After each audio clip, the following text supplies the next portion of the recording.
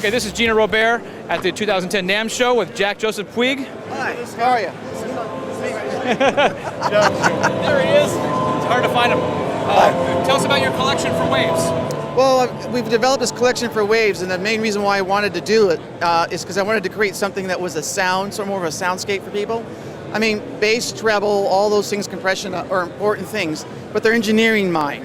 And as a record producer, I wanted something that I could pull up and actually think about the sound in terms of like the length of the note, the attack, the kind of things that we do as musicians. You know, when you're making a record, you pick a certain instrument because of the way it sounds and feels. And if you're great at what you do, you play the sound as well as the music. You know, so example, if you're a guitar player, you think about how you're holding the pick, and you think about, well, if I angle the pick a certain way, I notice that these particular notes stick out more in the chord, or it gets more aggressive, or it's harder sounding, or it's cooler sounding, and you play the sound with your right hand.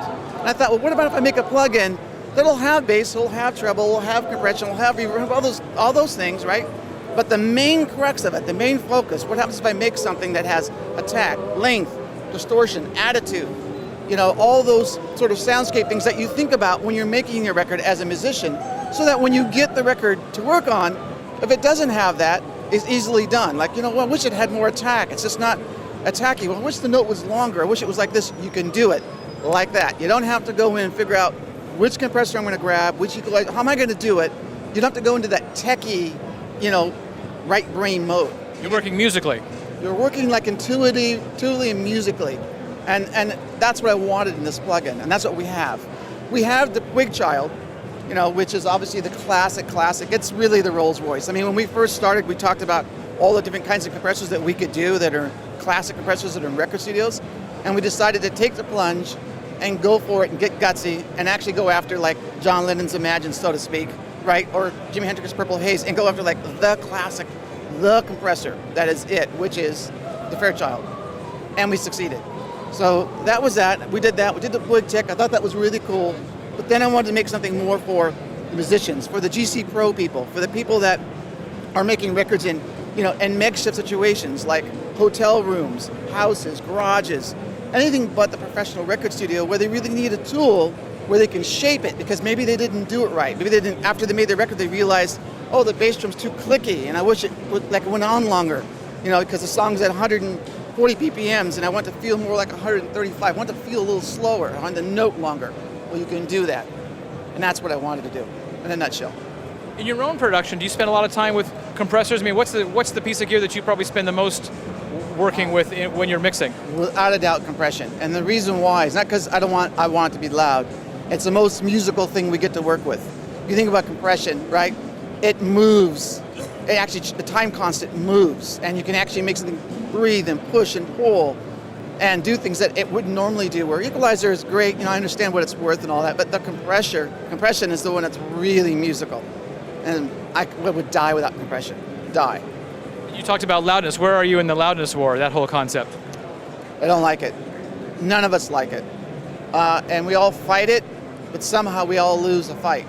And the other thing that happens is everyone talks about how they don't want to do it. Like, oh, I'm not going to do it, you know, blah, blah, blah, blah. And then they get in the studio and it's like, how loud can we make it? It's like, but you just said at the bar we weren't going to do it, right? People don't really usually do what they say because they're neurotic and nervous. So what it takes is people to stand up and hopefully have a few hit records underneath their belt where it's not that way. And then everyone goes like, oh, that's the way to do it. And that's what it takes. And if I'm a young musician or engineer getting into this, what is my career path now? It's a little bit different than it was, say, 20 years ago. What do you recommend for young people who are, they have their home personal studio, but they want to get to where you are in terms of production? You know, it's an interesting thing. I've been asked that question a million times. Like, how do I get into a recording studio? How do I do this? How do I become a record? How do I do any of these things, right? The truth of the matter is there is no set way. The one thing I do know is the power is in the song. That I know. So as long as the song is working, it's the engine. You know, think about it. Ska, punk, hair band, Seattle, grunge, whatever it is. Still, it's I miss you. I wish you were back in my life. I'm miserable. Intro, verse, turnaround, second verse, B section, bridge, chorus. The same thing over and over, right? I mean, there's no difference really between I want to hold your hand and birthday sex. Same record. You just couldn't say birthday sex then. No, I mean, what? Could you say birthday sex then? You can't do that. I'm gonna have sex with you. It's your birthday. You can't do that. But you do. I want to hold your hand. What's the difference? None. Same record, right? Yeah, absolutely. You've worked with 3 Crows. Yes. I didn't realize that until yesterday. That's awesome. Yeah, I worked with all of them. Sheryl, County, Black, all of them. There's not going to be like a family Crow album coming out. No, they're all talented in their own way. They're all fantastic artists. What's the most satisfying thing to you? This is the last question. What's the most satisfying thing to you in the studio in terms of like working with an artist, like at that level? You know, a good example would be Sheryl Crow. I remember there's a couple of them I can think of. Sheryl Crow, Tricky. There's a few of them where when I play them the record, the emotion it evokes in them. In the case of Sheryl, she had a record that she had called Safe and Sound that she had worked on over and over and over and over, and she never really got the feeling she wanted from all the people that worked on it. And I remember when I played her the final mix, she cried. And she kind of just said, "Can I hear it again?" I said, "Sure." And "Can I hear it again?" And this went on 3 times. And I was like, why does she want to hear it over and over? After the 3rd time, she just really broke down. And she turned to me, she said, "That's what I've been trying to get the whole time." And that's like, to me, that's out of the park. I mean, how Tell me what the artist wants. Well, yeah, how cool well, more than that, the song being empowered. Like how cool the bass drum is, how loud the snare is, all that, whatever, the delay on the reverb or on the voice, I mean, whatever. It's like, that's cool. But when they tell you, like when Tricky said to me, I never understood why people thought I was, sexy and dangerous in my music. I was like, what are they talking about?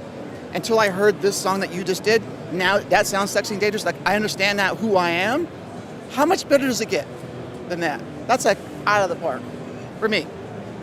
Awesome. Thank you very much for your time. Jack Joseph Puig. Thank you.